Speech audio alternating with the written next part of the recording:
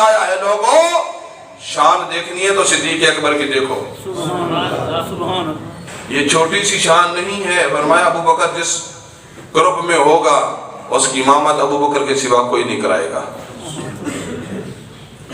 اور یہی وجہ ہے یہاں لوگوں میں اختلاف ہے, لوگوں میں اختلاف ہے, لوگوں کے نظریات میں اختلاف ہے. قرآن میں کوئی اختلاف نہیں ہے, حدیث پاک میں کوئی اختلاف نہیں ہے, لوگوں کے نظریات میں اختلاف ہے.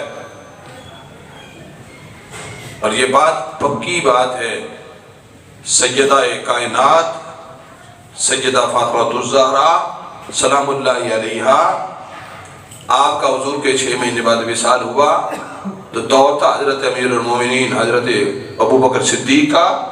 تو جب آپ کا جنازے کا وقت ہوا تو جنازہ سیدنا صدیق اکبر نے پڑھایا تھا. یہ چھوٹی سی بات نہیں میں نے کہی. آج لوگوں کے مختلف نظریات ہیں, نہیں ابو بکر کو بتا ہی نہیں تھا. رات کی تاریکی میں, لیکن میں کہتا ہوں وہ لفظ آپ کو سنا دو جو امام سیوطی نے لکھے ہیں. امام سیوطی نے ایک الگ سے کتاب لکھی ہے مسند فاطمہ الزہرا, یعنی اس میں جتنی بھی روایات ہیں نا امام سیوطی صاحب نے اکٹھی کی ہیں وہ صرف سیدہ سلام اللہ علیہا کی ہے. مسند کہتے ہیں اس کو ہے نا جس میں ایک شخص کی روایات کو اکٹھا کیا جائے.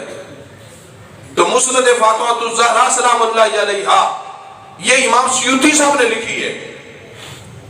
عربی کے اندر موجود ہے, میرے پاس موجود ہے.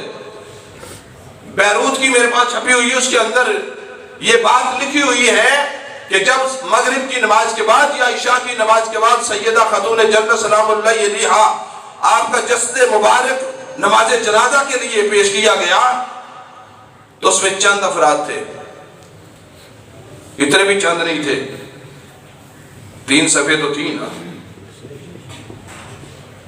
چند افراد تھے. اور صفحے اول میں جو کھڑے تھے اس کا نام علی المرتضیٰ ہے. جو صفحے اول میں کھڑے ہیں اس کا نام سیدنا امام حسن مجتبیٰ ہے. جو صفحے اول میں کھڑے ہیں اس کا نام حضرت سیدنا امام حسین شہید کربلا ہے. اور اسی صف میں امیر المومنین امام المتقین سیدنا ابو بکر صدیق بھی موجود ہیں. علی یوں تلاش کرتے ہیں, صف میں کھڑے ہو کے یوں تلاش کرتے ہیں. سبحان اللہ, سبحان اللہ. یہ امام سیوطی صاحب نے لکھا ہے. سبحان اللہ, سبحان اللہ. ابو بکر تلاش کر رہے ہیں حضرت علی, تو پھر بولتے ہیں ابو بکر آئین ابو بکر, سبحان اللہ. ابو بکر کہاں ہو آپ؟ ابو بکر سامنے. علی نے اپنی جگہ کو چھوڑا, ابو بکر کے پاس گیا, یوں ہاتھ کو تھاما, کہا اٹھ چلو فاطمہ کا نماز جنازہ پڑھاؤ. حضرت ابو بکر صدیق کہتے ہیں علی میں آپ کے ہوتے ہوئے, آپ کا زیادہ حق بنتا ہے, آپ کے ہوتے ہوئے میں جنازہ پڑھاؤں. حضرت علی کی آنکھوں میں پانی آ گیا. آپ فرماتے ہیں تجھے پتا نہیں میرے رسول نے فرمایا ہے کہ جس صف میں ابو بکر ہو ابو بکر کے سوا کوئی امامت نہیں کرا سکتا. یہ لفظ کس کے ہیں؟ یہ مولا علی کے بھی ہیں. امام سیوطی صاحب نے جو لکھے ہیں, فرمایا جس صف میں ابو بکر ہو اس کی امامت کوئی اور بندہ نہیں کرا سکتا. پھر آپ زیادہ حق رکھتے ہیں کیونکہ آپ جانشین رسول ہیں. مولا علی کی بات پہ لبیک کہتے ہوئے ایسے کھینچ کے لے کے آئے ہیں مولا علی صدیق اکبر کو. تو صدیق اکبر مصلی کی طرف جانے کی بجائے آپ امام حسن کے پاس آتے ہیں, کہتے ہیں آپ کی طرف سے اجازت ہے؟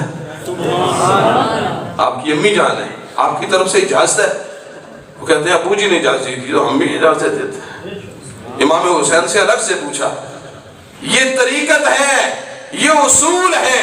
صدیق اکبر نے اصول بتائے ہیں لوگوں, اگرچہ میں امام ہوں, اگرچہ میں جانشین مصطفیٰ ہوں, لیکن یہ ولی ہیں, یہ فاطمہ الزہرا کی کچھ لگتے ہیں, ان سے پوچھا جا رہا ہے.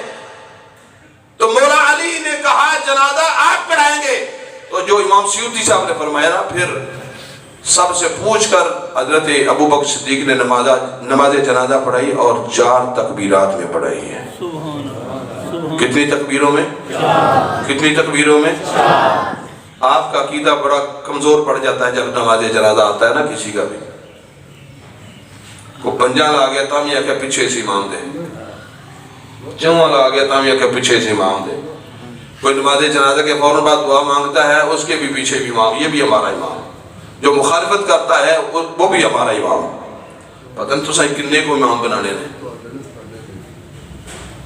ایک امام، ایک ہی امام، اسی مجمع میں بہت سارے لوگ جاتے ہیں، ایمان کو تو کوئی نہیں دیکھتا،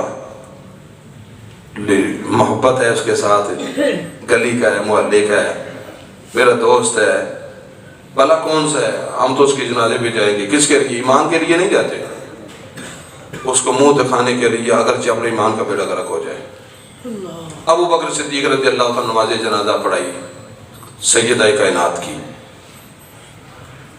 الحمدللہ الحمدللہ ثم الحمدللہ، اہل سنت و جماعت کا یہی عقیدہ ہے۔